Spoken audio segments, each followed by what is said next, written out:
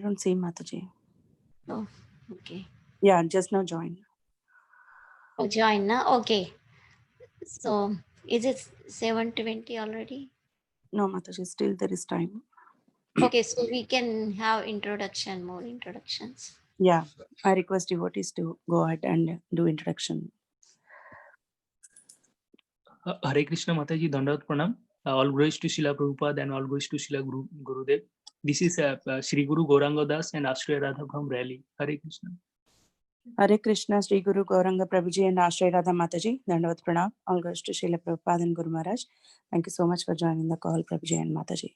Hare Krishna. Hare Krishna Mataji, Dandavat Pranam. This is Radha from Baltimore. All glories to Srila Prabhupada, all glories to Guru Maharaj. Hare Krishna, Radha Mataji, Dandavat Pranam. All goes to Srila Prabhupada and Guru Maharaj. Thank you so much for joining the call, Mataji. Hare Krishna. Hare Krishna, Ravanya Mataji, Dandavat Pranam, Srila Prabhupada ki jai, Guru Maharaj ki jai, Preeti Dasi from Charlotte. Hare Krishna. Hare Krishna, Preeti Mataji, Dandavat Pranam. All goes to Srila Prabhupada and Guru Maharaj. Thank you so much for joining the call, Mataji.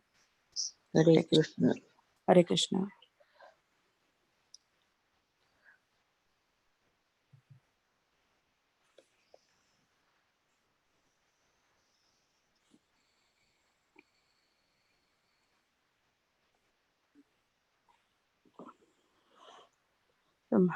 Hare Krishna, Shamakuri Mataji. Would you like to take over the call? I think no more devotees are.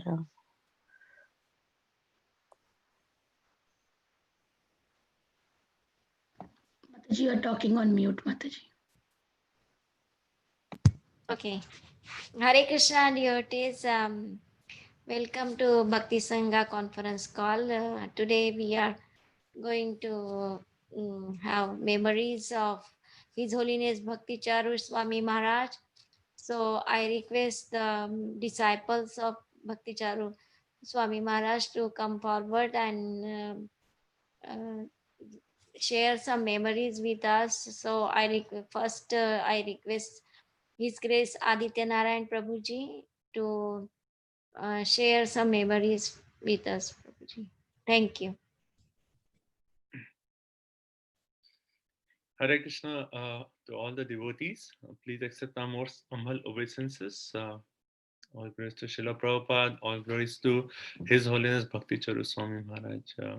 Thank you so much for this opportunity to share glories of His Holiness Bhakti Charu Swami Maharaj. Let's start with the pranam mantra since I'm the first person starting. So I'll start with pranam mantras and then I want to read one paragraph. And it's always good to start with some reading from Ocean of Mercy and then I'll share a few memories. Okay.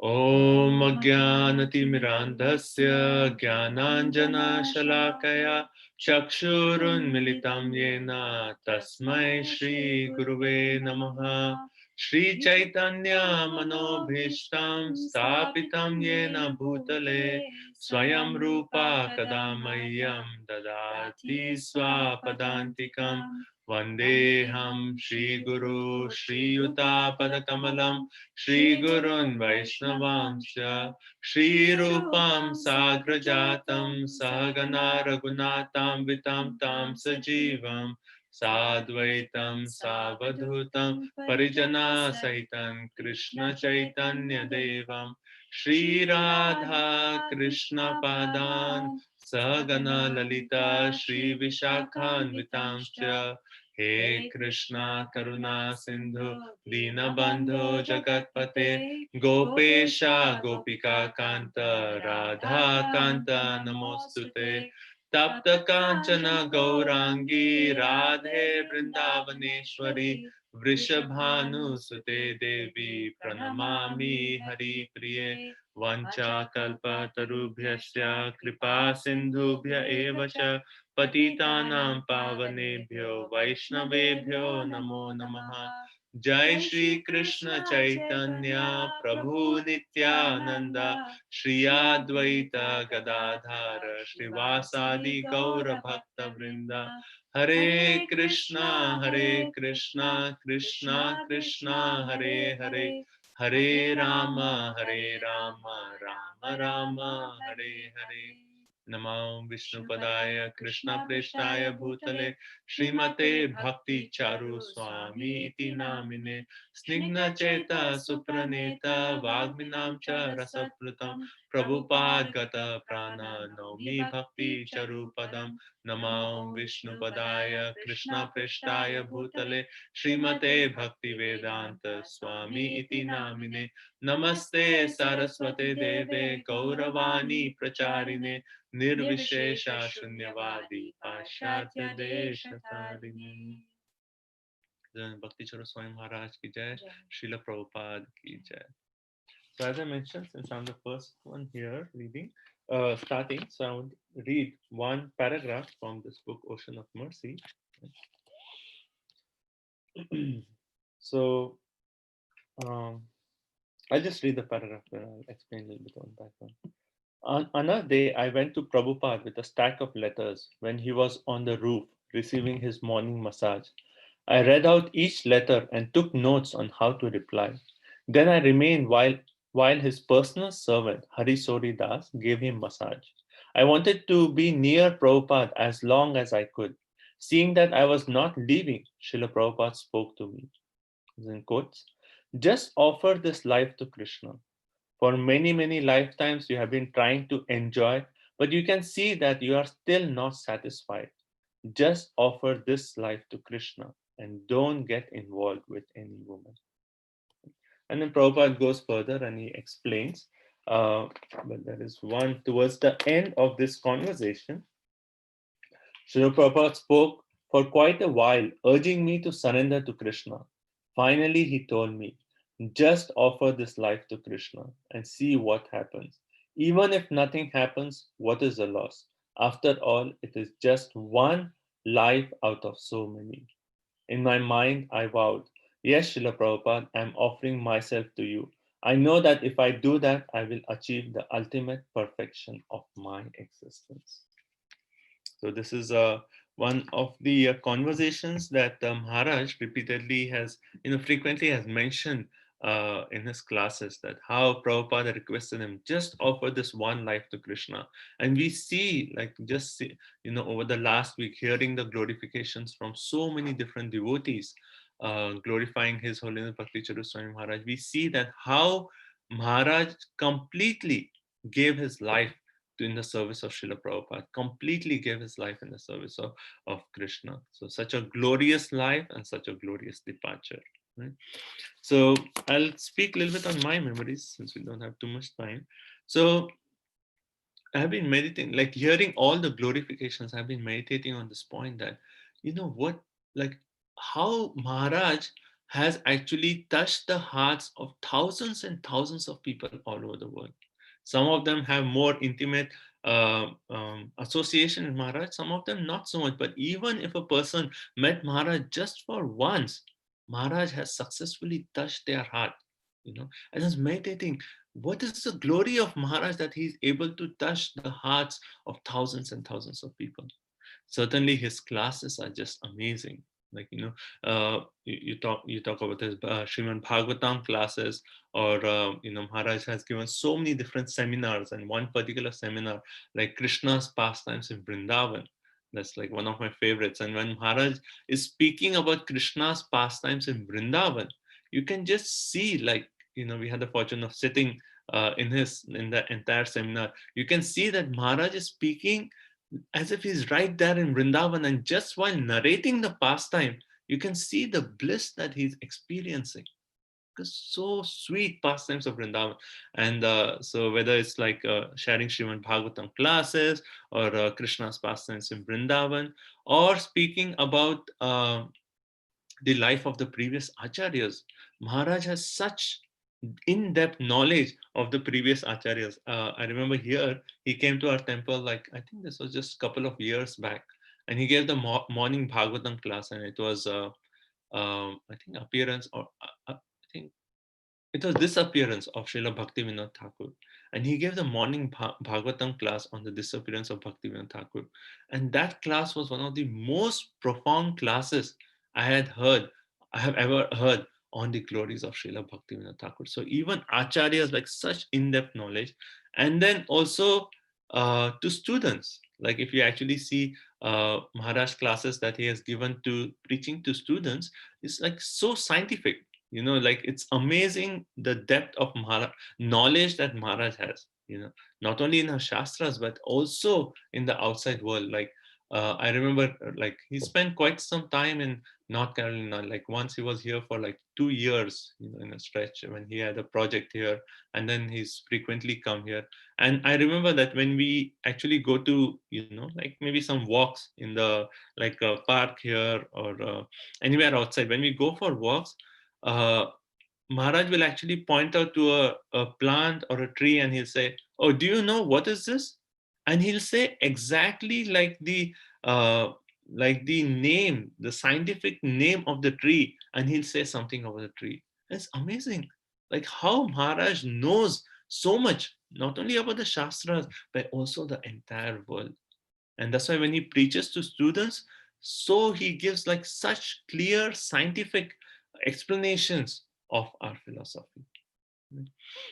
So certainly his classes are just like so wonderful. And then in his classes, like, you hear a few of his classes and you can see how his depth of love for Srila Prabhupada. Like anyone who hears a few of his classes, naturally you get an appreciation for the glories of Srila Prabhupada. And that is actually Maharaj's mood and mission. He wanted to always bring Srila Prabhupada in the forefront. And he has actually, there's also different committees that he has headed, establishing or re-establishing Srila Prabhupada as the founder Acharya of ISKCON and the preeminent Shiksha Guru for everyone in ISKCON. Maharaj repeatedly stressed the importance of this point. That for the continuation of ISKCON, for the growth of ISKCON, it is important that each one of us realize the unique position of Srila Prabhupada and establish our relationship with Srila Prabhupada. And also Maharaj like repeatedly pointed out that our loyalty to Srila Prabhupada is our loyalty to ISKCON, our service to ISKCON.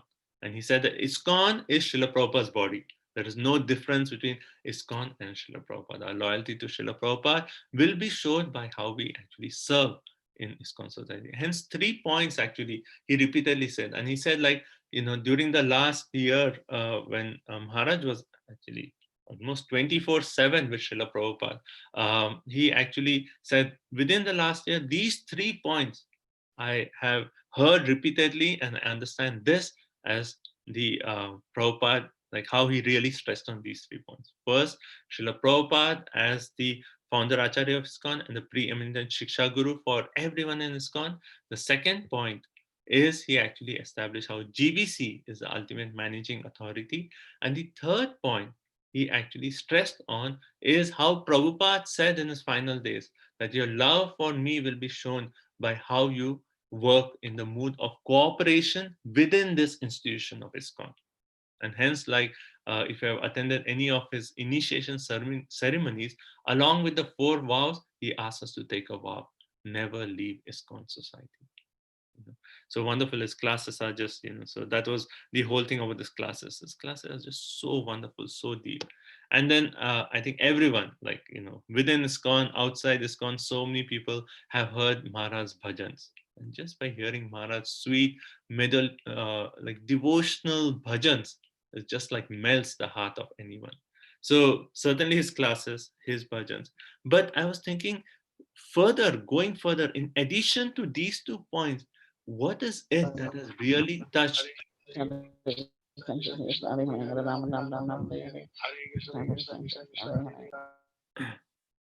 What is it that really has touched the heart of thousands and thousands of people around the world?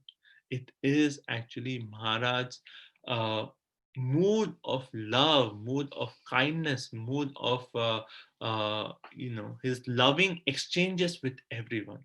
He's like the personification of love, personification of care, personification of kindness.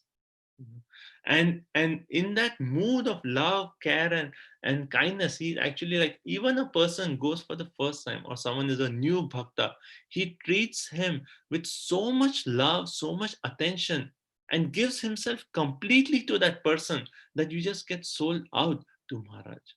And this one quality of Maharaj, and I'm sure all of you have heard, like in the glorifications, that everyone has actually pointed out this particular point, that Maharaj, how he's the personification of Vaishnava etiquette, he's the personification of love and care. So I actually personally, this was even before my initiation, when I went to Mayapur, I think 2005. And I was just like a new bhakta. And then I went there, and like I had met Maharaj before, like few times, but it wasn't so close dealings. But when I went to Mayapur, he actually took so good care of me. He actually allowed me to stay in the servant quarters. And once I was there, once I met Maharaj, it was like I didn't have to worry about anything. Maharaj used to like repeatedly ask, so how is your accommodation? How is your prasadam? How are you, nourishing your spiritual life in Mayapur? Repeatedly, like, and if you know Maharaj in Mayapur, he has like hundreds of disciples, so many different projects. But I, as just like like a new devotee there, not even initiated, he took so personal care. And by that trip, that I think 2 weeks I was there in Mayapur, just along with him, like, walking wherever he used to go. I was like, this is it. I am sold out to Maharaj. I am sold out to Maharaj. So this quality, I was thinking, like, this is a quality that has touched the hearts of thousands and thousands of people all around the world. I also, I had this whole experience, like I'd gone to Ujjain to stay with Maharaj for, I think, around 6 weeks. And I had the fortune of traveling with Maharaj to Kumbh Mela. And this was like 2009. And that was like one of my most memorable experiences with Maharaj. And there's so many memories to share from that entire trip. We don't have too much time, but I'll just mention like few of those. Uh, we were in Ujjain, and then from Ujjain we actually went to Indore to catch the flight. But like, even if you see Maharaj's schedule, maybe Ratna Radhika can talk more. She was a secretary for a long time. He's always like, he doesn't waste even one moment. So we had to catch a flight, but Maharaj said, plan the flight in such a way. So Ujjain to Indore is like 40 minutes drive, 45 minutes drive by car. So he said, from Indore we had a flight. So he said, plan the flight in Indore in such a way, from Indore in such a way that we can go and talk to the students from the Indore universities, because Indore, they have like few base there. Right. So he planned it in such a way that we had a flight booked so that Maharaj could actually go to Indore. And then we went to Indore, and Maharaj spent so much time with each and every one of students. And just like seeing his attention, his care for every student, taking time to answer each one of the students' questions, it just like touches the heart of anyone. I was there and I was listening, and I was seeing how Maharaj was dealing with every student. And it was almost time for a flight. And there were like few more questions. And Maharaj said, you go, I will come at the last minute. Until the last minute, he was actually preaching to the students. And I was seeing the mood of the students. The students, like all the students there, they were just like ready to just like join the ashram. They said like, we are just sold out to Maharaj. We are ready to join the ashram. But Maharaj was like, no, finish your education. You can work for a year and then you can join the ashram. So his mood of care, compassion is just like, anyone's heart would actually melt in that mood. Right? And I mentioned one last point. So the Kumbh Mela experience was a whole thing. We had really a very, very blissful time in Kumbh Mela. And and then after Kumbh Mela, we went to Delhi. And Delhi, there was the RGB meetings at that time.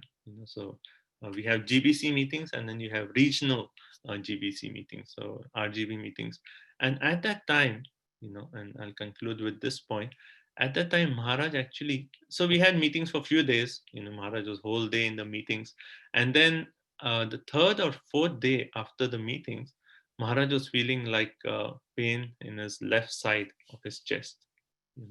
And then everyone was concerned, and then everyone, because Gopal Krishna Maharaj, because of the RGB meetings, so many senior devotees, sannyasis were there. So they all said, Maharaj, please, let's go to the doctor, get checked up. And then, we drove Maharaj to the Delhi hospital. He got angiogram, like he got all the testing and everything. But I remember one statement after the whole thing. He came out of the hospital after the test, and he actually made this statement. He said, I am just a driver to Srila Prabhupada. And if Srila Prabhupada wants to change the car, what is there in that? And he said it in such a way as if it was nothing. So basically, he was referring that the body is Prabhupada's car, and I, as a soul, I'm just his driver. So if Prabhupada wants to change the car, basically, he was talking of like, if Prabhupada wants to take me somewhere else, he just like so simply, like just said like, oh, what is there? I will go to another place and serve Prabhupada. And when I heard that, the way he said that, it just like struck onto me that how someone can be so attached to Srila Prabhupada and how so much can be so detached from anything in this material world. For me, it was like a shock that I was like, oh, Maharaj, please don't leave. We need your association here for a very long time. But the way Maharaj struck, it was just like a point that hit onto me that this is the glories of Maharaj. He's so committed to Srila Prabhupada that he's willing to do anything in Srila Prabhupada's service. And he just said like, oh, if Prabhupada wants me to change the car, I will change the car, referring to the body. And so that was 2009, and then in 2020. So we certainly miss Maharaj and his wonderful, sweet association, and his commitment to Srila Prabhupada and ISKCON society. And it's really very painful to think about that, that we will not have his Vapu association anymore. But thank you so much for the opportunity. And I pray to all the Vaishnavas here, that you kindly bless me, that I can somehow imbibe even a drop of his mood of commitment to ISKCON and Srila Prabhupada, a drop of his mood of love and care for everyone, all the people. So thank you so much for the opportunity. His Holiness Bhakti Charu Swami Maharaj ki jai, Srila Prabhupada ki jai. Thank you so much, Aditya Narayan Prabhuji. That was so heart touching. So I request Ratna Radhika Mataji, you can go ahead and share your realizations and memories. Thank you. Hare Krishna, everyone. Thank you so much for allowing me the opportunity to speak some glories about His Holiness Bhakti True Maharaj. So it's hard to know where to begin because the glories of Bhakti True Maharaj are like an ocean. So where to step into that ocean? But any part of it is always very sweet. So I'll just share a few of my memories and and the qualities of Guru Maharaj that really inspired me a lot. So by Srila Prabhupada's mercy, my parents are disciples of Srila Prabhupada, and they were living in Belgium. I was born in Belgium, Europe, and His Holiness Bhakti True Maharaj was the GBC for Belgium at that time. And so when I was very small, like 5 years old, 6 years old, me and my sister would see him from our window of our little apartment that we lived close to the temple. And so we would see him arriving at the temple. That's my first memory of Maharaj. And then in the late 90s, he came to North Carolina to set up his base there for his Abhaicharan and also the bar. He set up a bliss bar factory for devotees to have a business, devotee business. So that was in the late 90s, and I was around 15, 16 years old. So it was perfect timing in my life that he was there. He was practically there every day for Mangalarti, for the whole morning program, giving classes. He would stay for like months on end in North Carolina and give so much of his association.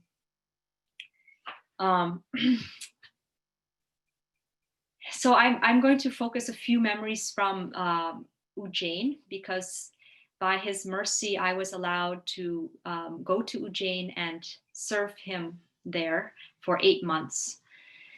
So that was in 2006 when I was around, just after I graduated from my bachelor's degree. So I had just taken initiation, and he came to our house for lunch. And he said, "So what do you want to do now that you're done with your studies?" And I said, I would please instruct me, whatever you would like me to do. I have this desire of going to India. And he said, "I thought so." And then he said, "Why don't you come to Ujjain?" And because he had just opened the temple in Ujjain in February. So this is February 2006.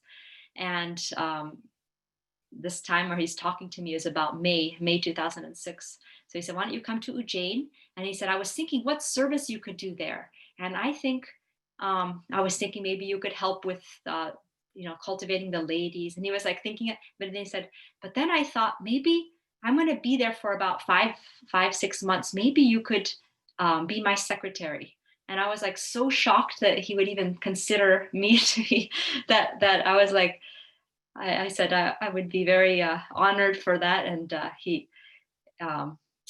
was like smiling. And then my mother said she was already in ecstasy when you gave her initiation. Now she's like not even standing on the floor anymore. She's so happy.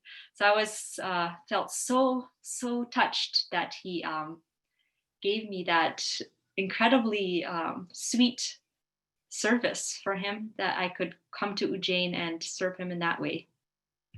And I was thinking how Guru Maharaj always would engage people according to their propensities, and always see how to engage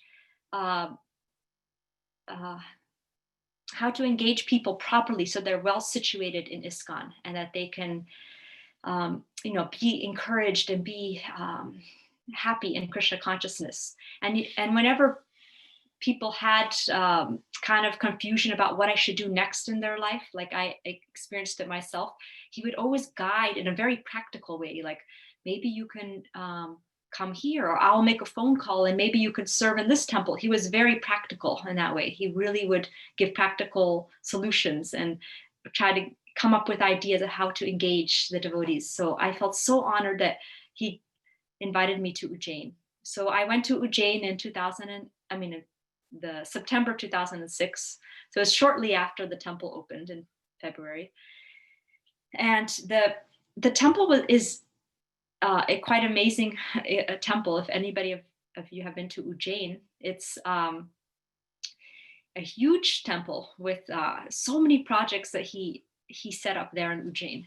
And when I arrived there, the temple was, it was there. There was still a few construction things going on with the guest house, but mostly it was set up. And when I reached there, I met with other devotees, and they were saying how Guru Maharaj, in 10 months, he built this temple. And it's incredible. And once I was working in India as a secretary, I realized that things in India are not so easy to do in the same as they are in the West. Like anything that you want to do here in half an hour, it takes like a few days there, because things don't work so smoothly in India. And I was thinking, how did Guru Maharaj build this temple in 10 months? And they were saying, actually, up to the day that the installation was going to happen, that it was, some of the devotees are having doubts. How is it? He set a deadline for Nityananda's appearance day, February 2006. And how is it going to get done? Because there was still like piles of construction. The floor was not done. The ceiling was like, there's so many things that still, even up to the day before the installation. And, Guru Maharaj called an Ishtagoshti with the devotees, and he said, he encouraged all the devotees to work hard, and he made a bold proclamation. He said, he went through all the points of the construction, and he said, each time he would say, it will be done. Putting up the chandeliers, it will be done.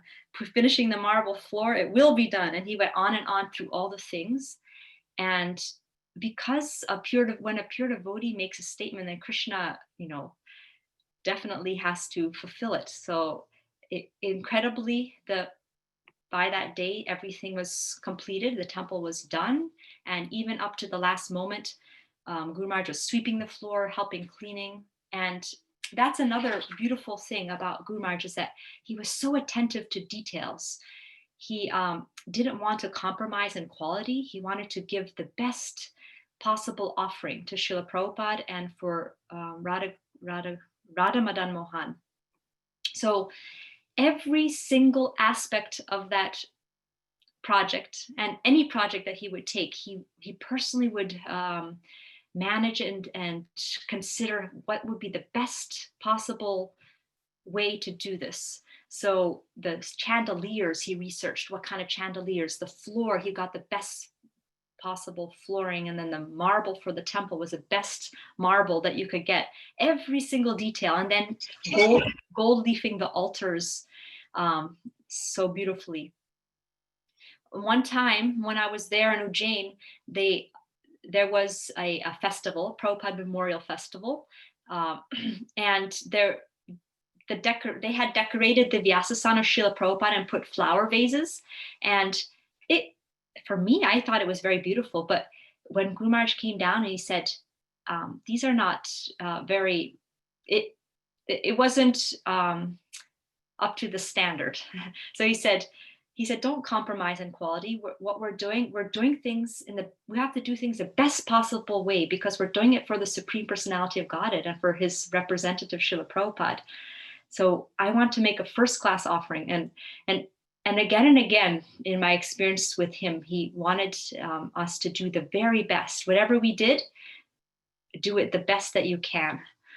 And one time I approached him when I was doing his secretary service. I would get in a little bit, sometimes a little bit anxiety, because I have perfectionism tendencies, and I would feel like, oh, will I please him, and will I be able to do the, because he wants it perfect and well done, and will I be able to do it to that standard? And I would get a little bit in anxiety. So one time I asked him, I said, I have this fear that I won't be able to do, to please you and what I do. And he said very simply, he just gave one simple answer. I said, I'm a perfectionist and I feel like sometimes I get scared about not doing the best quality. And he said, do the best possible, not the best impossible. So basically saying, you don't have to work, just be who you are and do the best that you can with what you have, but you don't have to go beyond that and over endeavor beyond what you can do. So that was really instructive for me. And there's so many memories. I don't think I have much time. There's not much time. So I'll just share maybe 2 more memories, and then I'll end. So one thing, when I was doing his secretary service, there was a team of us actually doing the service. And some of the services that I would do is he would transcribe the letters to me, and he would tell me the points, and I would type it up and then show it to him, and then he would correct it. And then I would, in this way, I would type up the letters. And then there was other services also I did, like producing the magazine for Ujjain and filing and doing the appointments that people who wanted to meet him, and transcribing his lectures. So there's so many things. And the sweet, it was intense at times, because it was, sometimes there was deadlines, and sometimes there was pressure, and sometimes I would stay up late at night trying to finish something that I had to do, and then still wake up early for Mangalarti the next day. And it was very, very intense. But I noticed that every time that Maharaj gave me something to do, that he also gave me the empowerment to do it. So one time he gave me a project to do a report, and he said, he called me on the phone, because he was not in Ujjain at that time. And he said, I need you to write up a report about the midday meal project that we're doing. He said, it's very important. Please do this. And when I heard that, I was like, okay. And he gave me a deadline. I think it was, I had a day to do it. And all of a sudden I noticed that by taking that service, by accepting that he gave me this mercy to do this service and then praying to him for strength, all of a sudden I was empowered to do it. I found myself working at top speed that I don't usually work at. And I was like making phone calls and talking to people and doing this and that. And, that's not my nature usually to be so like that. But he was empowering me to do beyond what I usually could do. And I was praying intensely to have it ready for him. And then at the last moment, like an hour before I was supposed to submit it or something like that, like maybe like half an hour before, all of a sudden that document that I had been working on disappeared off my computer. And it was mysterious. I couldn't find it anymore. It was just nowhere. And I was searching all my documents, the trash, the junk, everywhere I was searching, and it was gone. It was just absolutely gone. And all of a sudden at this point, I was just at a point of tears, and I just prayed to Srila Prabhupada and Radha Madan. And I said, I did this just for, Guru Maharaj, if you so desire, just to help him, please help bring this back. And I noticed that it was sometimes when difficulties come, and it's like Guru Maharaj and Srila Prabhupada and Radha Madan Mohan, the deities, are just trying to intensify our mood of prayer.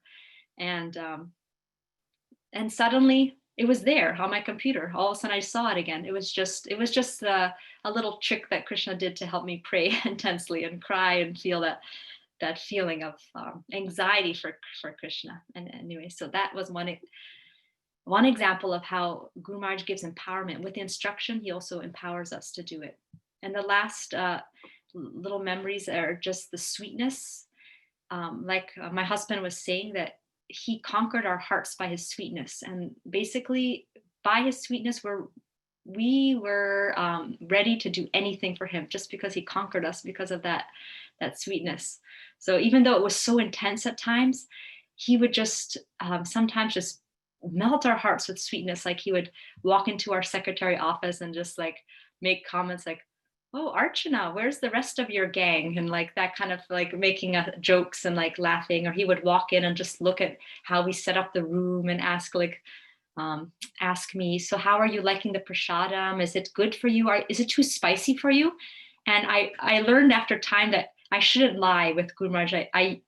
I had an experience like that, to be straightforward with him. So I said, "Yes, Guru Maharaj, sometimes it's a little bit spicy for me." And then he said, "Okay." And then he called. I didn't expect this, but he actually told his cook to cook every day at lunch special boiled vegetables for me, just for. So he's so kind, so kind, just for insignificant little servant. Like it's just incredible. And then sometimes he would say, just the way he would say, "Thank you so much, Ratna Radhika." And then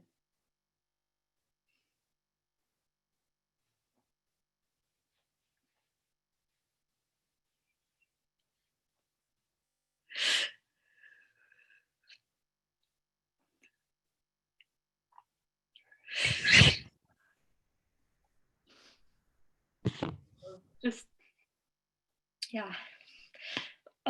So I'm sorry to break down here, but I just want to say, yeah, he melted our hearts with his sweetness, and I'm ever grateful for his mercy and his kindness. And thank you so much, Hare Krishna. Thank you so much for the opportunity, Hare Krishna. Thank you, Ratna Radhika Mataji. It was very heart touching. We all gonna miss him so much.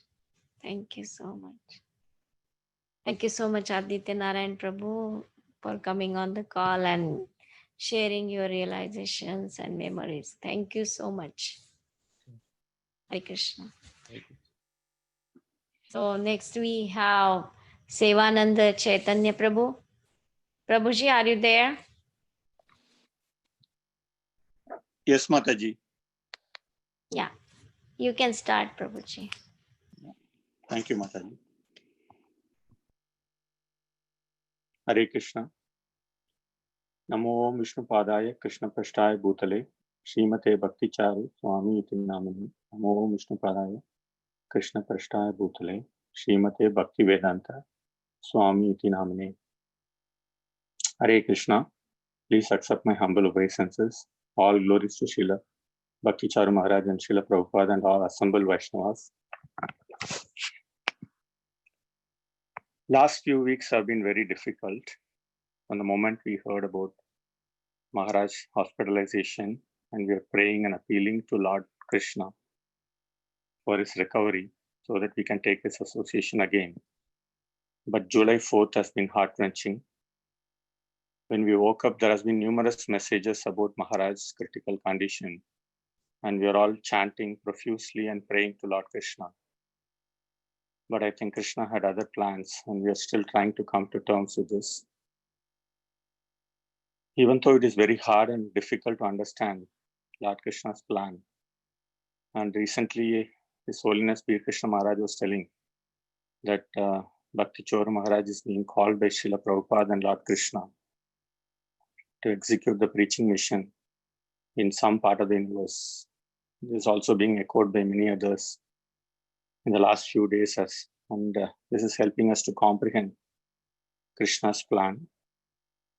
We have been hearing the glorious homages of many of Maharaj's God brothers, which is helping us to understand this passing away in the right perspective, and also shows Maharaj's caring approach to everyone. The homage by His Holiness Indradumna Maharaj about Narsimha Mantra was very moving. Also, how Maharaj has touched the hearts and lives of his disciples with his personal touch, his cooking skills, his melodious singing. He's helping us understand how focused Maharaj is in expanding ISKCON and bringing so many souls to the lotus feet of Srila Prabhupada. There are no words that provide solace when facing separation from such a glorious Vaishnava. But we can take some comfort in the fact that His Holiness Bhakti Charu Maharaj lived constantly in the meditation on how to serve Srila Prabhupada and his mission. Undoubtedly, he now continues that service under the direction of His divine grace, as mentioned by many of his God brothers recently. It is all of us here missing his association, and it will take weeks and months to soothe our hearts. And the only way that can be done is to meditate on his key qualities, instructions, and his exemplary Vaishnava etiquettes, which we got a glimpse during his visit to Charlotte last year. Maharaj came 2 times to Charlotte last year despite his busy schedule. We are fortunate to have Maharaj's personal association during those visits. During his November visit, he gave a 3-day seminar on Ramayana, which was nectarian. Maharaj was so kind and loving with everyone during that visit we saw, and taking care of everyone very personally. I had the fortune of serving breakfast prasadam to Maharaj during his visit to Sureshwar Shyam Prabhu's house. And I was serving dosa to him, and he lovingly told that we should not use our hands to serve, and I got a glimpse of his superior Vaishnava etiquette. After that, he gave a small class on how we should work in a cooperative manner. And this shows how he helps us imbibe the mood and mission of Srila Prabhupada. The best way to please His Holiness Bhakti Charu Maharaj and Prabhupada is to continue to serve cooperatively and expand the preaching mission of ISKCON. Thank you so much.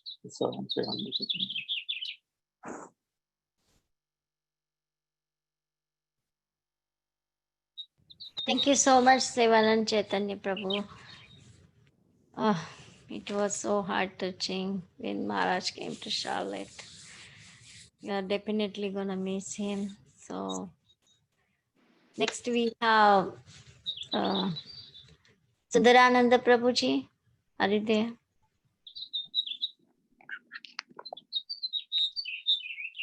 Hare Krishna.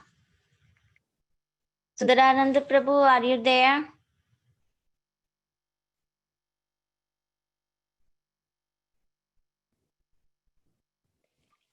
I don't see Prabhuji here, Mataji. Revati Mataji. Hare Krishna Mataji. Dhanavad Pranams Mataji. I'm there on the call, Mataji. Can I go Yes, ahead? yeah, you can go ahead, Mataji. Hare Krishna, everyone. Dandavat Pranams, all glories to Srila Prabhupada. I really don't have any qualification to talk about in this big forum, but still I just want to try a little attempt to glorify His Holiness Bhakti Charu Swami Maharaj. I mean, like whenever you see him, we the very first time when we got the opportunity to meet him back in 2015. I mean, like he is such a pure soul. Like when you hear him, right? Like you feel like whatever he has been telling to you, like you really feel like moving with him. Like just please chant. Please be in cooperating, working with all the temple or whatever it is, practicing on Vaishnava etiquettes and continuously serve the movement, etc. And the when we met him first time back in 2015, like the devotees were asking the question like how did you come to ISKCON and all these, like, and the answer what he had given was like very moving. Like when Prabhupada was asking him like um, you have crossed like so many millions of lifetimes. Now in this lifetime you come to know about Krishna, why don't you give this life to Krishna? Then just see there is no loss. You just give this lifetime to Krishna and just see like what how he takes care of you. I really loved that. And we have been really fortunate to have him at our home, blessing us. And I really got this my kid got this Gaurnitai deities from Maharaja's hands when he was visiting us during the Ratha Yatra in one of the Panihati festival. It's been like really very hard to hear this news. And the last 2 weeks has been like very hard actually. So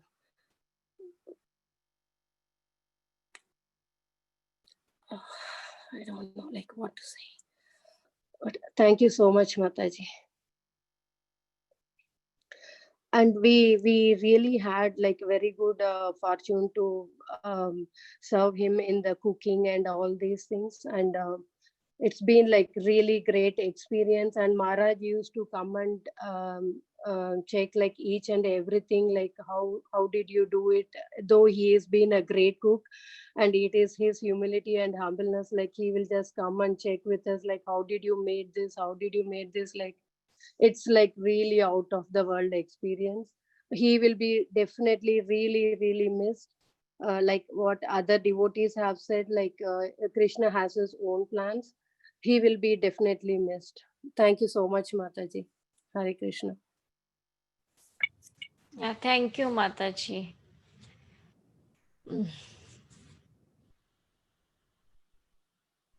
Next we have Sundarananda Prabhuji. Prabhuji, are you there on the call? Hare Krishna, Mataji. Yes, Mataji. Yeah, Hare Krishna. Thank you so much for the opportunity for sharing, Mataji. Yeah.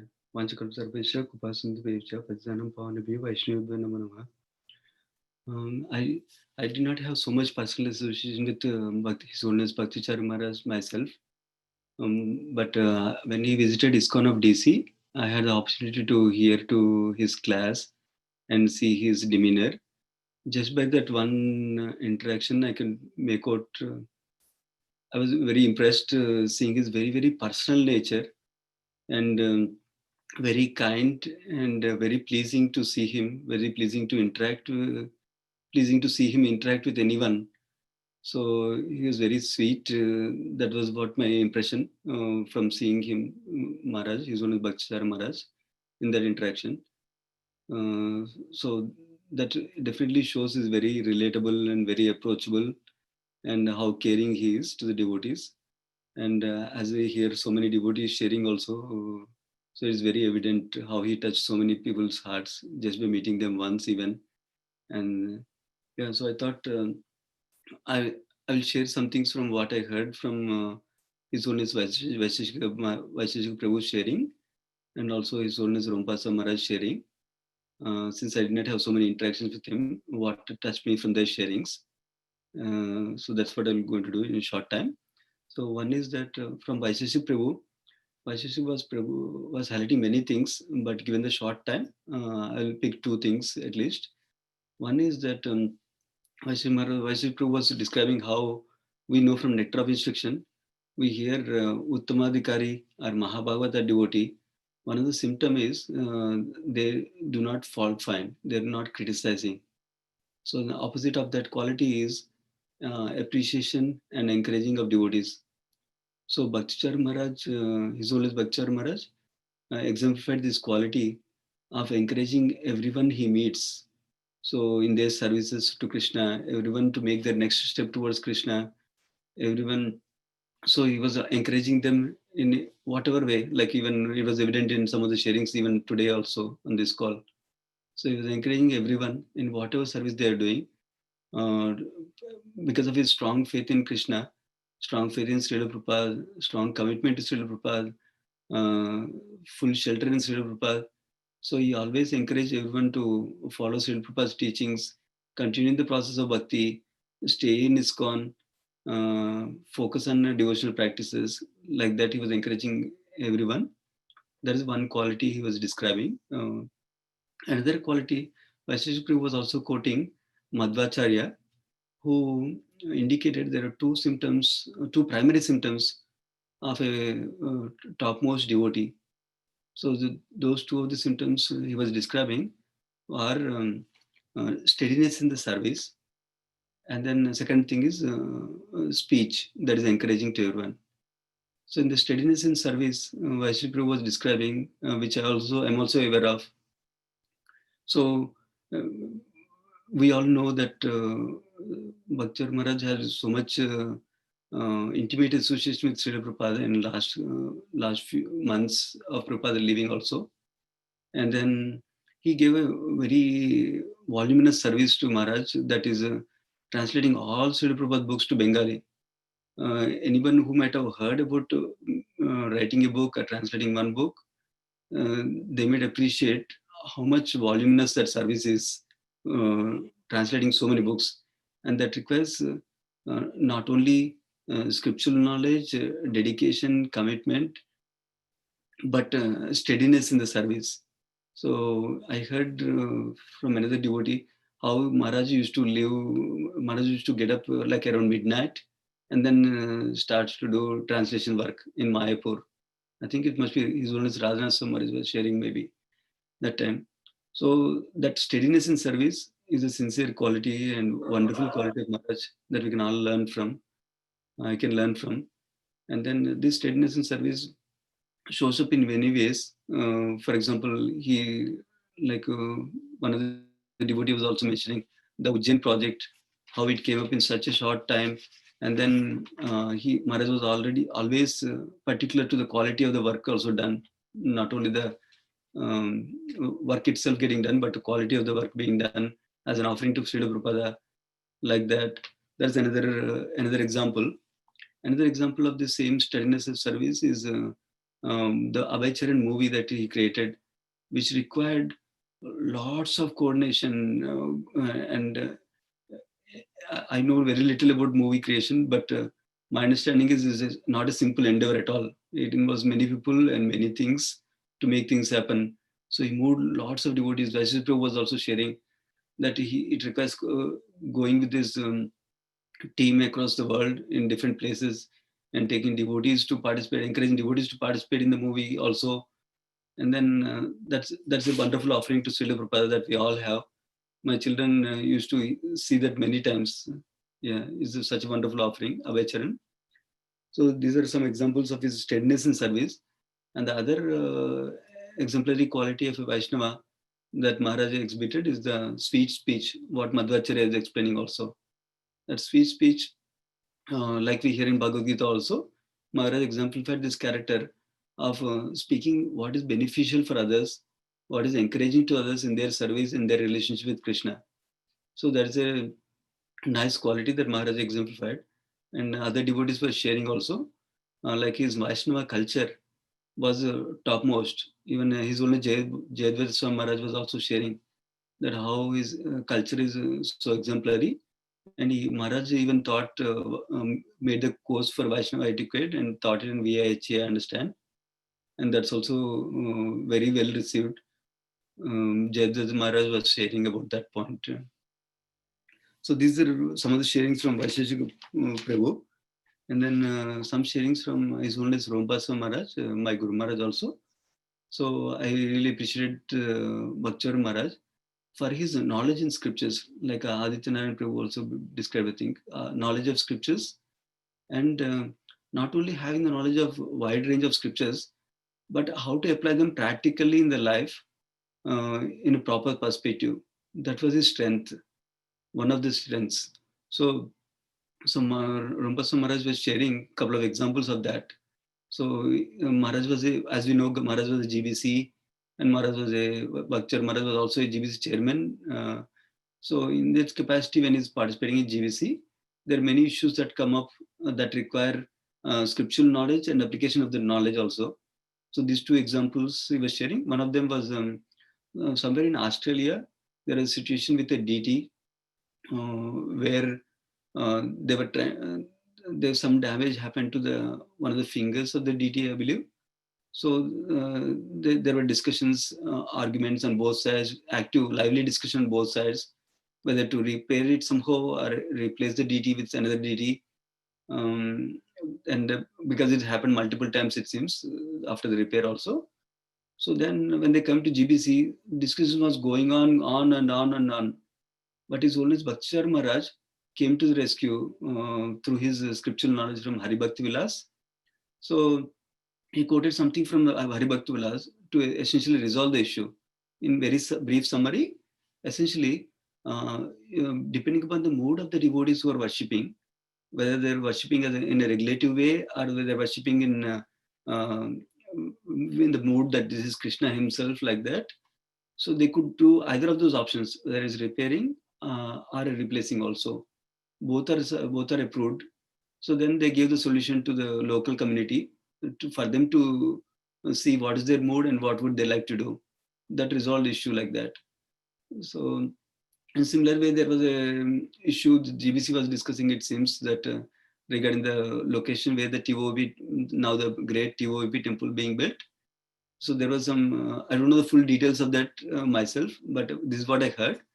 Essentially, during that discussion, His Holiness Bhakti Maharaj was so knowledgeable in scriptures and had so much memory to recall what is relevant for that particular circumstance, that he started discussing how Chaitanya Mahaprabhu's birthplace and Srivaswanga Angan, how much distance they are, and this place is how much distance from here, like that, in that context, to help during that discussion. That was also amazing to hear, and that his knowledge of scriptures and specifically application of that in a devotee's life, which is essential in advancing in spiritual life, and also essential for a speech master who has so many disciples like this, like that. That was one of the appreciation I had. And another appreciation that His Holiness Rompasa Maharaj was sharing, which I heard from so many devotees, not just one devotee, that his mood of service was so wonderful. That means he's always seeing how can I serve Vaishnavas, how can I serve Srila Prabhupada, like that. There is a mood of compassion and caring and kindness he had. Some of the examples Rompasa Maharaj was quoting specifically, I'll describe briefly because of the time. So some of the examples he was sharing was that during the GVC meetings in Mayapur, so when there's a lunchtime, Maharaj used to go from table to table where devotees are there, and he used to inquire what would they like to have, and also he used to meet them with his nice natural social grace and hug some devotees. In this way, he had wonderful loving exchanges with devotees. And in fact, he used to prepare menus for festivals, it seems, for preparing a wonderful feast for devotees' pleasure. And then he also used to host in Mayapur in his own quarters, it seems, the senior sannyasis and GBCs, and serve them personally, like 15 to 20 sannyasis, by giving them nice prasadam and spending time with them. That's another example of his mode of service that Maharaj was recalling. And then, yeah. So basically, I wanted a couple of lessons I took from hearing all these memories were how being this mode of service is very essential. When we meditate on the qualities of Vaishnavas like this, we can also imbibe some of it by their mercy. We can pray to them, and by their mercy, we can imbibe some of their qualities. So we can pray to Bhakti, His Holiness Bhakti Charu Maharaj, if you so desire, that to please give us the mode of service that you have towards Srila Prabhupada, towards ISKCON, and towards Vaishnavas, and all the living entities in general, and also the compassion that he has. Like that, we can pray to him and meditate on his qualities. So we can also imbibe that qualities. And then also, we can also do our part, whatever little we can do. Maharaj always encouraged to doing wherever we are, whatever situation we are, to serve in whatever little capacity we have, to serve ISKCON and Srila Prabhupada, so that someone will be encouraged to make the next step in devotion service. Yeah, thank you so much. Hare Krishna.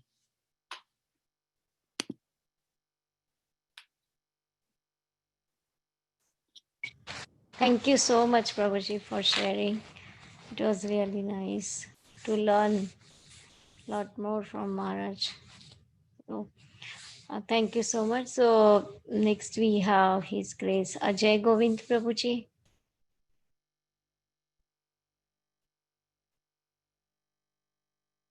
Prabhuji, Yes, yes, Mataji, just give me a minute. Yeah.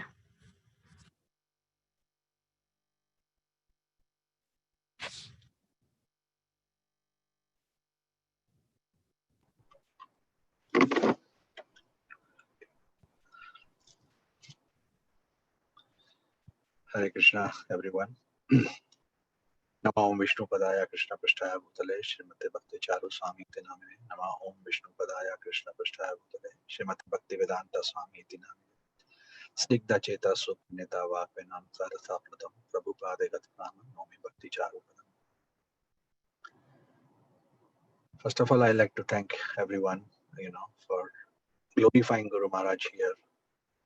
And I got a personal association with Guru Maharaj, but whatever I came to know about Guru Maharaj, from my personal association, I think I have learned more qualities and known more about Guru Maharaj by glorification of his God brothers and God sisters and all the other Vaishnavas, because my association was very limited, but through association of all of you, I think I'm cherishing much more association now after he is physically not here. Although his physical association, which he was when he was here, cannot be fulfilled, and that vacuum will always be there. However, this is very solacing to hear about that, so many people are influenced by Guru Maharaj, and his reflection is all over now present. I can say that, Guru Maharaj was really a compassionate and a merciful devotee.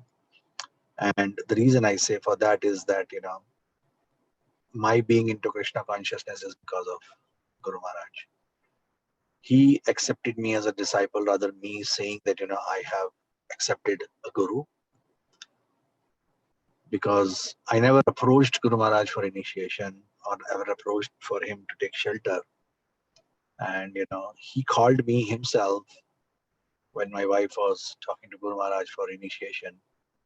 And he said that, you both have to go together because you are two wheels of the same cart and cannot go separate. So if one wheel is going faster and the other is going slower, the cart will not move. So one has to slow down and the other has to cope up, and you have to go together. And I was not chanting much at that time. I was just chanting one round, and Maharaj asked me, and I told him a couple of reasons because of my all involvement in my job and everything. And he said, no, try to do that. And I started chanting, and then he gave me initiation. And soon after, Guru Maharaj called one day and said that, I'm going to give you a second initiation also. Although we were not ready in that time, but he said that, it's my responsibility to make sure what you are progressing, and I know that, so you can leave that decision up to me. I have, interacted with Guru Maharaj on various occasions where I got opportunity to personally serve Guru Maharaj. Even though I was not initiated as his disciple, he still allowed me to serve, to give him personal service of feeding prasadam and, other seva. And what I have learned from Guru Maharaj, what I have understood from him, that he is a Prabhupada man. He reflects everything what Prabhupada had. So if somebody wants to know about Prabhupada and they could not see and would have seen Bhakti Charu Maharaj, and they could understand that, how Prabhupada would have been with his disciples. He was very caring. He always thinks about Prabhupada. I was giving this, instance, so sharing this, that, a couple of occasions when Guru Maharaj is there in either retreats or in any class, nobody will probably notice, how and what kind of garland is being given to Guru Maharaj or what kind of garland is given to Prabhupada. Most of the time, people just come, they put a garland to the Guru. But Guru Maharaj always notices it.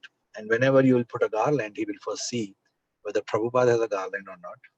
If Prabhupada has a garland, whether that is a simple garland or a proper opulent garland. And if the garland is not opulent, and his garland is opulent, he will not accept it. He will offer that garland to Prabhupada, and either take the Maha from Prabhupada, or he give both the garland to Prabhupada. He will never accept a garland which is more opulent than Prabhupada. And I have noticed that, a couple of occasions, he's always considerate about his god brothers. If there are his god brothers in an assembly and you will put a garland to Guru Maharaj and not to his god brothers, then Guru Maharaj would not accept that. He would not like it, because he's always instructed that if you want to serve me, you can serve me by serving my god brothers and god sisters. So he always give the equal position to each and every god brother and god sister, or any other, senior Vaishnava.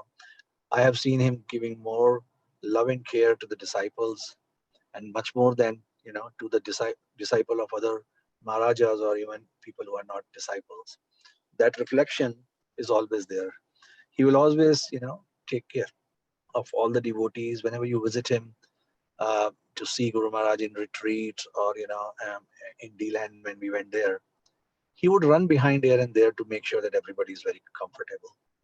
One time we remember that, there was no program and the center was open. So we all, couple of families here from North Carolina, decided to visit Guru Maharaj. And when we were there, Guru Maharaj was so happy to see us that, he immediately asked the devotees there to cook prasadam.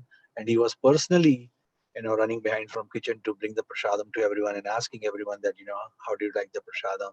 And he did not allow anybody to do any service that time. He said that you are here for vacation and I want you all to take full rest and enjoy. So all the devotees there were cooking prasadam for us, and he was just taking care of us as if like, yeah, we are the Maharaj and he's our disciple. So he was so caring, and always, he has emphasized the importance of Srila Prabhupada's movement, Srila Prabhupada's GBC, Srila Prabhupada himself, book written Ocean of Mercy, although it talks about Guru Maharaj's life, but it actually reflects, about Prabhupada, his experiences with Prabhupada. I was hearing Radhanath Maharaj's talk yesterday, where he was emphasizing and saying that, Prabhupada has put all his spirit in Bhakti Charu Maharaj. That's why, he is able to conduct and, carry Srila Prabhupada's thoughts and his mission so well. Other, experiences and learning with Guru Maharaj is that, he's always on time. He's very particular about time, doesn't want to waste a single minute. Whenever the classes will start, he will always be on time. Never ever I have seen Guru Maharaj getting late for any class, be it on a conference call, be it in the retreats. If the class starts at 2 o'clock or 1 o'clock, then the class starts at 1 o'clock. He will ask devotees to be there, and oftentimes Guru Maharaj has even chastised the devotees for not coming on the time. but then he was always utilizing the time very effectively and efficiently for Srila Prabhupada's mission. He will never ever be late. Everybody has known that he is the emblem of Vaishnava etiquettes, love and care, cooperation, trust in the movement in Srila Prabhupada and GBC. That so much so that even at the life, when his life was at stake, he requested GBC to take the decision rather than him taking any decision for his own personal health. I don't think that anybody will do that, but then he had Prabhupada and his mission on the topmost priority. On many other instances of my physical association with Guru Maharaj has given a learning, how to be compassionate with others. He will always listen to others and then, provide them a solution. And I have never ever seen him, getting angry on anyone, even if some things are not correct. He will very politely, and mention that this is what one should do, this is what one should not do. Many occasions I've seen Guru Maharaj visiting the homes of devotees, and we offer prasadam to Guru Maharaj for lunch or for dinner, and he will very happily accept it and ask each and everyone who has cooked what, and then he will give a feedback. He will tell how he liked the prasadam, what did he like more, and what would have been others which would have been done improvement, and never ever he will disappoint anybody. So devotees will cook prasadam no matter how much they have cooked, but he will taste everything. One time we remember that Guru Maharaj was here and we had cooked about I think more than 50 preparations, and he tasted everything, but he said that I ate so much that some things which I liked I did not get a second chance to relish this because I had to taste everything. So he asked Kirtida that next time don't cook so much so that I can at least eat more for some things which you are cooking. But anyways, he still relishes all the prasadam for everyone who has cooked. He will never ever say no to anybody that I will not eat this. He will even take a little bit, but he will cherish it. No matter whether it is spicy, whether it is not spicy, he has never ever disappointed anyone. And I've seen that whenever Guru Maharaj has visited every devotee's home, he will always do that.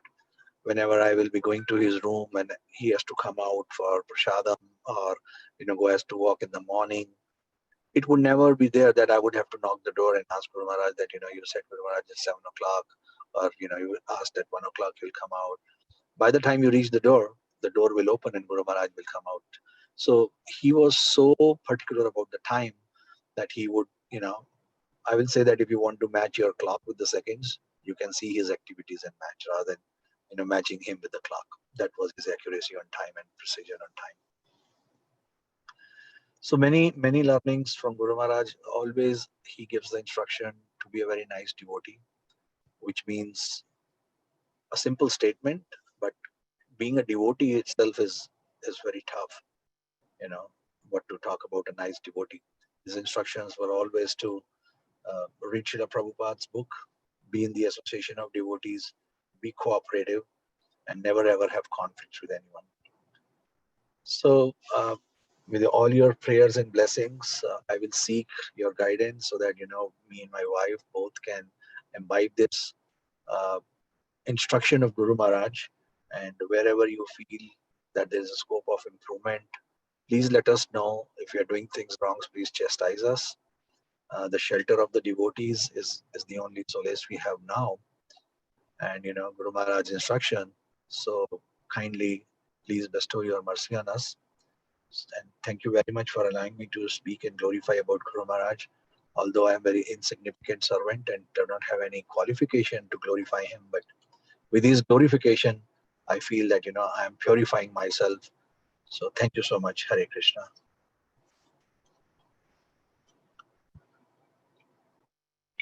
Thank you so much, Prabhuji. That was very heart touching, and yeah, it's like we are gonna miss him so much. But thank you. You all are there, his disciple, and we are very fortunate to have all of your association. Thank you so much. Hare Krishna. Thank you. So, Hare Krishna. yeah. Kirtidas Sundari Mataji, would you like to speak? Yeah, thank you so much, Mataji, for this wonderful session that you organized. So I've, spoken a lot about Guru Maharaj and his association, and but here, at this point of time, before we end up this session, I would really like to thank each and every one of you, because without all your wonderful association, I would have, never ever come out of this, this lifelong loss that we all are suffering, especially the disciples and the well-wishers. I would have personally not able to come out of this. And I really appreciate each and every one of you who really helped, because you all were chanting, you took up this as the mission that we all were fighting with Krishna. You all were chanting for so many hours and hours, even though, I was not able to join sometime, but you were so particular about everything that you were chanting, especially, dedicating it to Guru Maharaj, and you all were there with me when I needed support the most. And thank you for such an overwhelming loving messages that I received personally. So I'm really indebted to each and every one of you in this Bhakti Sangha. I don't know in which lifetime I'll be able to repay this debt, but thank you so much, and thank you for coming forward for chanting Nashinga mantras. So many of you even volunteered to chant Nashinga mantras with me just for Guru Maharaj. We tried our best, we prayed a lot, but again, it was Krishna's desire. It was Krishna's desire that, maybe our prayers were not heard in the way we wanted, but definitely something is really going to unfold. Some miracles will be going to unfold, which we are not aware of. So I'm really, so happy to be the part of this Bhakti Sangha group, and I'm really, really, really indebted. This virtual temple means a lot to me, much more than the actual real temple. Every day having Srimad Bhagavatam classes, Chaitanya Charitamrita classes, Brihad Bhagavatamrita classes, and kids sessions. So much you all are doing. So I'm really, really grateful to each and every one of you. Thank you for having me as a part of it, and thank you for you all being a part of my life. Thank you so much, Shama Gauri Mataji. I really appreciate all your, grateful to all of your help. Hare Krishna. Yeah. Thank you so much, Kirtidas Sundari Mataji. And yeah, we are like a family, and this is really a virtual temple for us. And we are all together. We will pray to Krishna. We don't know what Krishna's plans are, so let's take it as a mercy, and we move forward. Thank you so much, Mataji, being part of Bhakti Sangha. Thank you. Thank you, Mataji. Thank you so much. Hari Bol. Thank you so much, Preeti Vilasni Mataji. Thank you so much, Anjana Gopika Mataji, Vinita Gandharvika Mataji, Sita Preeti Mataji, Vrinda Mataji. List is endless, endless list, but thank you all, because I have seen, you all was always there in that chanting sessions, and you also heartfully prayed for Guru Maharaj. So thank you so much, each and every one of you. I'm really feeling short of words now. That yes, Guru Maharaj has gone, but now my debt is towards all of you, and I'm really indebted now. Hare Krishna. Thank you, Mataji. Yeah. Vamshidhari Gopal Prabhu, would you like to speak? Hare Krishna. Yeah, Hare Krishna Mataji. Yeah, Hare Krishna Prabhuji. Would you like to share your memories and realizations, Prabhuji? Yeah, thank you Mataji for giving this opportunity. Yeah, definitely I would like to share few of my memories with Guru Maharaj. नमो ओम विष्णुपदाय कृष्णपृष्ठाय भूतले श्रीमती भक्ति चारु स्वामी नामिने स्निग्ध चेत सुप्रणीता वाग्मिगम चरसाप्लुतं प्रभुपादगत प्राणनौमि भक्ति चारु नमो ओम विष्णुपदाय कृष्णपृष्ठाय भूतले श्रीमती भक्ति वेदांत स्वामी नामिने नमस्ते सरस्वती देवी गौरवाणी प्रचारिणे निर्विशेष शून्यवादी पाश्चात्य देश।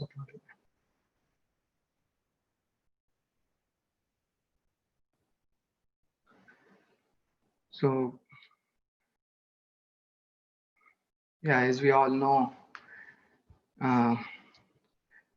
like my association with Guru Maharaj started in June 2018 when I met with him first time in New York Rath Yatra. And from that meeting itself, like that was my first meeting with any ISKCON sannyasi and any ISKCON guru. And in that very first meeting itself, like I was certain that I don't have to look any further. And from that point onward, like it just keep on growing and growing, like his association multiple times I was fortunate to get. And I was fortunate to attend 3 of his retreats in 1.5 years of time which I had with him. And each of those retreats were so wonderful. And the most important thing is that each and every moment with Guru Maharaj is something to learn. Each and every gesture, each and every talk, each and every session, whatever he is taking or whatever he is doing, if we observe, there is something to learn from that. Like few of the instances I remember which I would like to share, that how it impacted me and how I got to learn from him. Like everybody shared his love for his God brothers and God sisters, and how much respectful and how much caring he was for them. So in one of the retreat in D-Land, His Grace Shesha Prabhu came, and Maharaj was in the middle of the session at that time. And he got up, he welcomed Shesha Prabhu, and after exchanging few greetings with each other, he offered him to take the session. He said that you speak. And then Shesha Prabhu said, no, Maharaj, you are already taking seminar, you are in the middle of the session, you continue. So then they finally settled that, okay, Shesha Prabhu will give the Bhagavatam class next day morning, and Guru Maharaj will not take that. Instead, Shesha Prabhu will take that.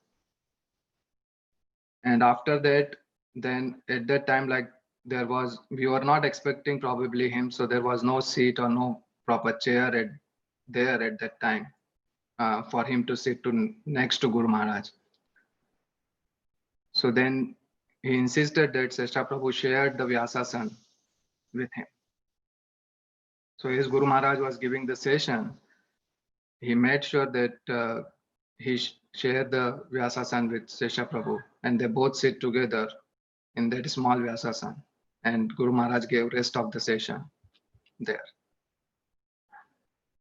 So these are the exchanges which, directly touch your heart and which makes permanent impression, which someone cannot forget for rest of their life.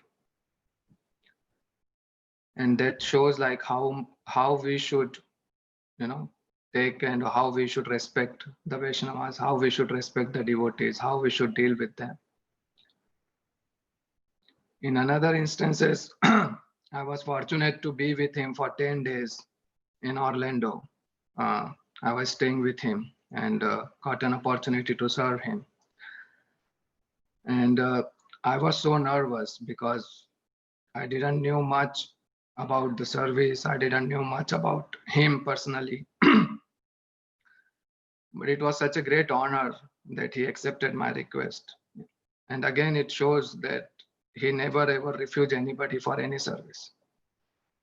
And he went up to extent and saying that if you are ready to serve, my doors are always open for you, no matter what. You are, where you are, what you want to serve, how you want to serve. If you are ready to serve, then all the projects, like whether it's D-Land, ISKCON Ujjain or any other Mayapur, he says that their doors are open everywhere. You just come and we'll take care of you. And when I went to Orlando, I realized that, because the moment I entered there, it was like I didn't come to serve. He's serving me. It was so embracing so many times, like instead of we are taking care of him or I'm observing that what he needs, he was more watchful of what I need.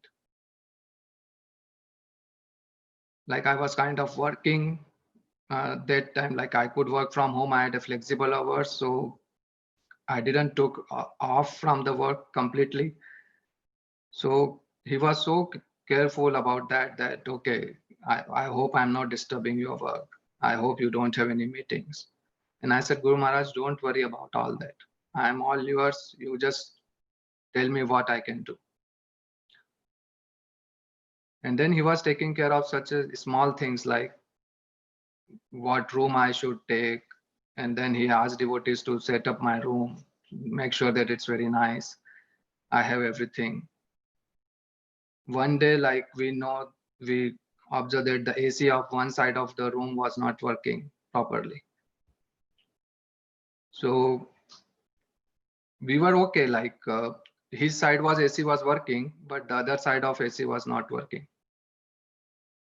So he just noticed it when he came out in the living room that something is wrong. It's too hot here. And then he immediately called the maintenance and he immediately make sure that the repair is done on the same day. And at the end, what we found is that it was nothing but just on the switchboard, that circuit was drip. So the repairman came and he just put it on and then it was all working. But he made sure that that servicemen come with that very same day. So much care he takes on small things. Then there, when he was leaving for India, he called all the devotees from Deland Ashram and he said that I will prepare the meal for everybody. Since I'm going tomorrow, I cannot go to ashram. So let everybody come here. And then he prepared meal for everybody and very lovingly he served, and then we all took it together. And then after that, we had a wonderful bhajan and class. Last year, when he went to Jain, he had a Hindi Gita seminar for 2 days. So it was like devotees could come, they stay overnight, and then had 2-day session, like 2 sessions on Saturday and 2 sessions on Sunday. So I asked my parents to go there and attend that seminar. And after the seminar, then my father met with him, and then he said that he's my father and all. And then he so lovingly he met him, and he called him to his room. He met with him, he talked with him, he inquired where you are staying, and then my father told where he is. And then he immediately called devotee and said that no, he moved them to some different room. And though there was no problem, because that guest house is so wonderful, everything is so perfect there, there is no problem at all. But still he said that no, move them to that another better room immediately. And then after that, as soon as that meeting ended, he called me. And just for 5 minutes of meeting with my father, he even glorified him. He called me and he said that your father is very pious. He's very nice man. I was very happy to meet with him. So like that, like Guru Maharaj, I don't have any words to explain.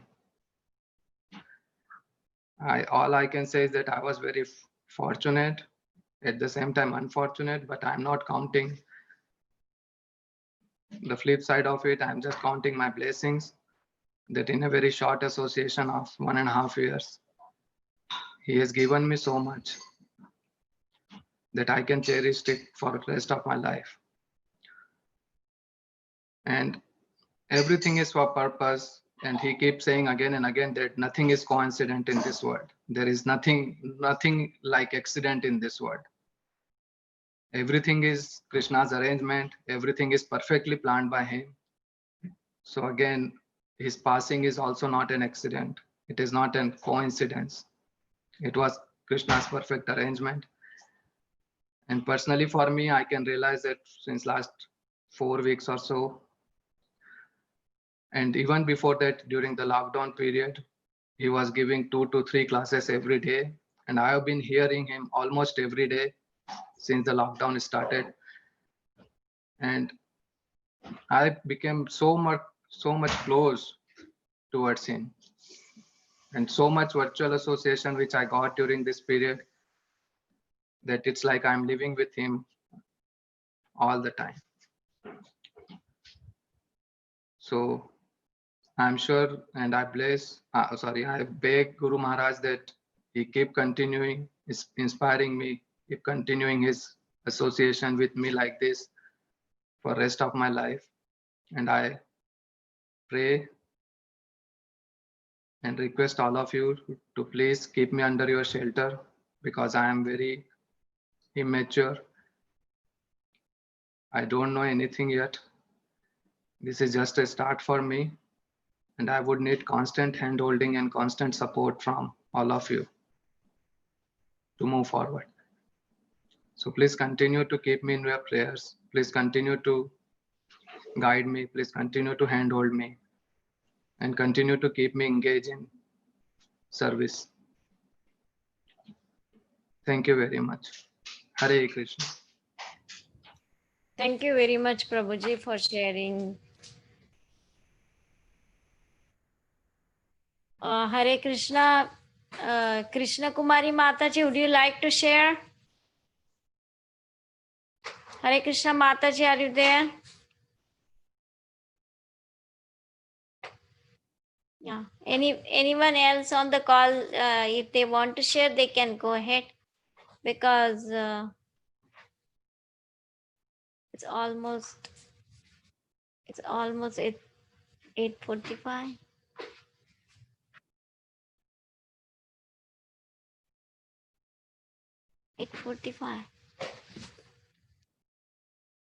Oh, 8:48. Okay. Hare Krishna Mataji. Yes, Prabhuji. Yeah, I'll quickly share 2-3 things, Mataji. 2 minutes. Yes. Yeah. Bhakti Charu Swami Niti Namane, Vishnu Srimate Bhakti Vedanta Swami Niti Namane. Hare Krishna, Krishna Krishna, Hare Hare Ram. Hare Krishna Mataji. So, one thing for me, what I learned from Guru Maharaj was, in a simple and clear way, and make me understand about Mahaprabhu. Because Mahaprabhu is a Channa avatar, we know that. It's very difficult to understand Mahaprabhu's Leela, Sankirtan Leela, why he came. But from Mahaprabhu Maharaj's lectures, I could clearly understand.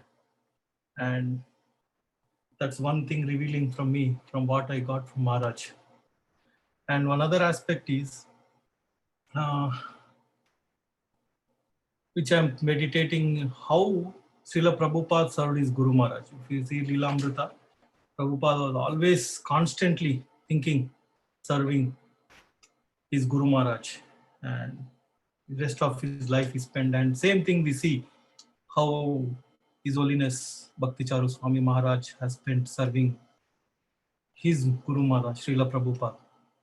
So I'm praying to His Holiness Bhakti Charu Swami Maharaj to give me some strength, so that I also can serve Maharaj in the same attitude that the Parampara was serving, like Srila Prabhupada serving his spiritual master, Guru Maharaj serving his spiritual master. We can serve, So that's one thing I see from Guru Maharaj, very, very alert.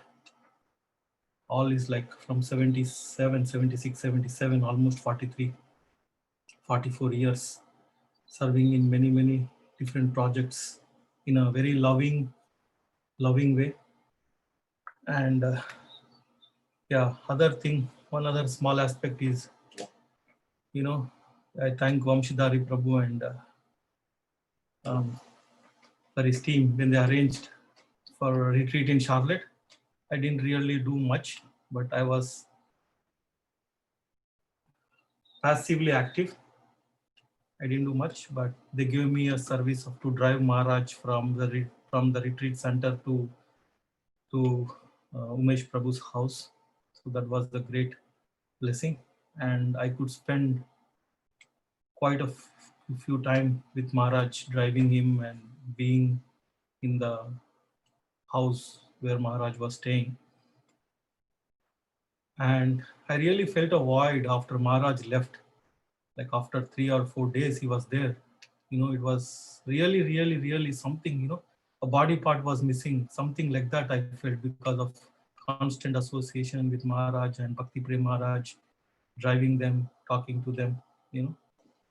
And one thing I would like to mention, other thing, Mataji, 1 minute. I asked Guru Maharaj one question. I would ask always 2 questions. One question is, Maharaj, we say Nityananda Prabhu is very merciful. Maharaj, we say Narsimha Dev is very merciful.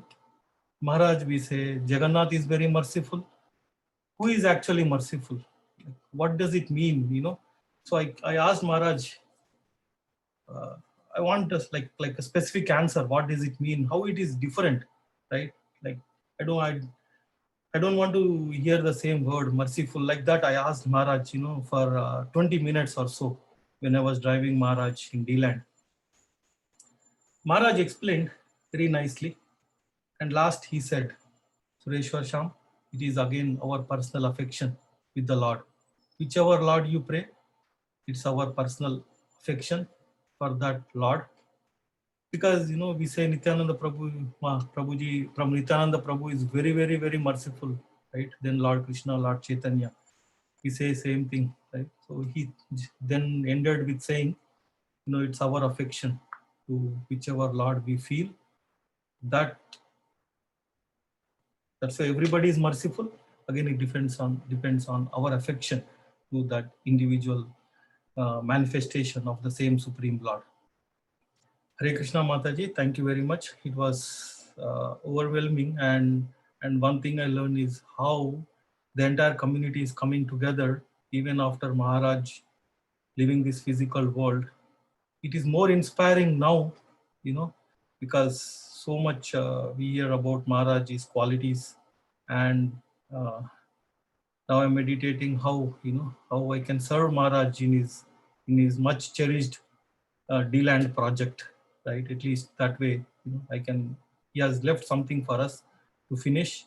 So that's what I'm meditating, and I'm thinking how I can serve Guru Maharaj in the last project that he risked his life for. Hare Krishna Mataji, thank you very much. Dandavat Pranam.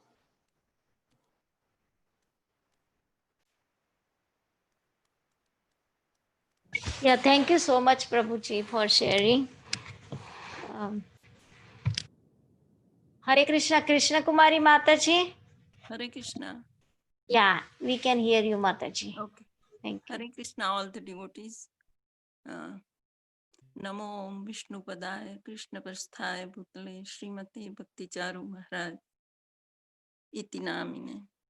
Namo Vishnu Padaya Krishna Prasthaya Bhutale Srimate Bhakti Vedanta Swami Iti Namine. Namaste Saraswati Devi Gauravani Pracharine Nirvisesa Sunyavadi Paschata Desatari. Jai Shri Krishna Chaitanya Prabhu Nityananda Shri Advaita Gadadhar Srivasadi Gaur Bhaktivinoda. Hare Krishna Krishna Krishna Hare Hare Hare Ram Ram Ram Hare Hare. This is I cannot say much. I am not like a speaker, good speaker, but I can say few words. Memory of Srila Bhakti Charu Maharaj, because I was like, we were in a Charlotte that time. Maharaj was here in Durham, like near Hillsborough Temple, and they have a project and so many Bengali devotees over here also. And we visited so many times Hillsborough Temple, and we visited Maharaj also. And so many times I see him like his loving, caring nature. That time, like not much association, but then when they moved to Charlotte couple years back, and that time we had program like couple of times in our house. And that time, like 2002, around like that, after he came from Mayapur, like Tamal Krishna Goswami Maharaj was passed away. And recently he came from India. And that time we had a program. So I can see like whole lecture he was giving about Tamal Krishna Maharaj glorification. And I can see like how lovingly he was like loving of his God brothers and caring about ISKCON. He was like thinking his right hand is not there. And that time I see like how he was so much loving for ISKCON, Prabhupada, and all these things. And every time when I attend some of our initiations ceremony, he always tell that never leave ISKCON. And like recently, like 2-3 years back, my mother passed away in Orlando. That time Maharaj was there in D-Land. So he just find out that my mother is like in her last moments. So in his busy schedule, he take out the time and he called my sister, Shraddhanjali, and talk, and he advised that what to do in a last moment. So he had so much caring, loving nature, and he took out the time for us. And then after a couple of days, he called again and he said, I like to come and see you all. So my sister said, yeah, Maharaj, you can come. And then my sister tell that tomorrow we have ceremony for my mother. And I invited a couple of Vaishnavas to our house. So if you can have a time, you can come tomorrow too. So then Maharaj told that I will come tomorrow. So he has taken out the time and he had given the class and he came for that. So how loving he was, and how caring for devotees, if it is their disciple or not disciple, but he had so sweet, loving nature. So I was like, when I heard the news, I was not that, like when my mother passed away, I was not that sad or sorrow or anything. But when Maharaj it happened, I cannot forget about it. But I hear the lectures, all Maharajis and all Acharyas and everybody's, like after he passed away, they said that is Krishna's mercy and he went with Prabhupada. So I am just like thinking about that, and I am like some of them like little bit whatever Maharaj has, I want to I can grow like that. So Hare Krishna. Thank you for inviting me and giving me some couple of minutes. Hare Krishna.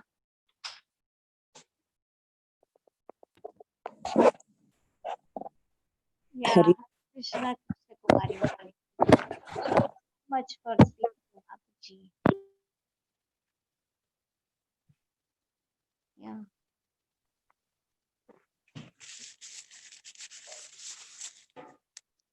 We all are gonna miss him, Mataji, so much. So, anybody else would like to speak something, or should we end? Hare Krishna.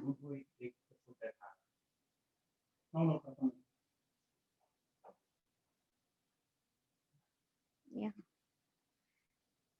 Let's pay our obeisances to all the Vaishnavas and His Holiness Bhakti Charu Maharaj. Vancha kalpatarubhyasya kripa sindhubhyeva cha patitanam pavanebhyo अनंत कोटि वैष्णव वृंद की जय, श्रील प्रभुपाद की जय, his holiness भक्ति चारू स्वामी महाराज की जय। Thank you.